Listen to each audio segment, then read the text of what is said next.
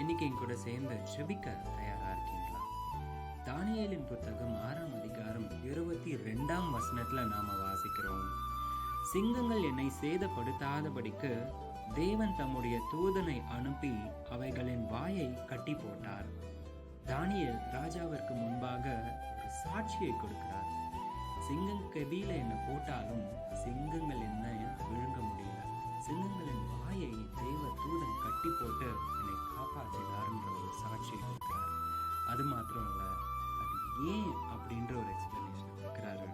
அது ஏனென்றால் அவருக்கு முன்பாக நான் குற்றமற்றவனாய் காணப்பட்டேன். தானியேல் தன்னுடைய ஜீவியத்துல கர்த்தருக்கு முன்பாக குற்றமற்றவராய் காணப்பட்டார்.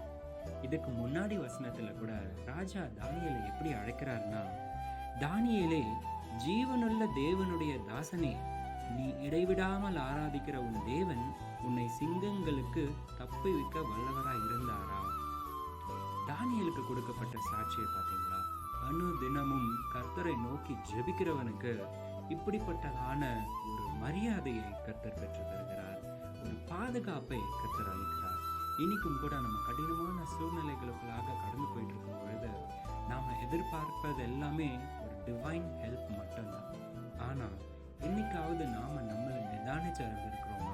கர்த்தருக்கு முன்பாக நான் எப்படியாக காணப்படுகிறேன்? ஒவ்வொரு நாளும் நான் கர்த்தரை இடைவிடாமல் ஆராதிக்கிறேன்.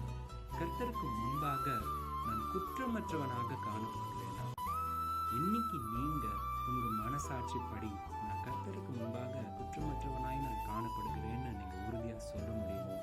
உங்க வாழ்க்கையில எந்த ஒரு தடையும் வராதபடிக்கு, எந்த ஒரு ஆபத்தும் நேராதபடிக்கு கர்த்தர் நிச்சயமாய் உங்களை பாதுகாக்கிறவராக இருக்கிறார்.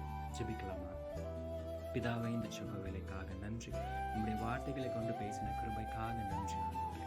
அப்பா, எங்களுடைய வாழ்க்கையில வர சேலஞ்சஸை மட்டுமே நாங்கள் பார்த்து கொண்டிருக்கிறோம் ஆண்டவரே. எல்லா சூழ்நிலைகளிலும் நீர் எங்களுக்கு உதவ வேண்டும் என்று நாங்கள் கேட்டுக்கொண்டிருக்கின்றோம்.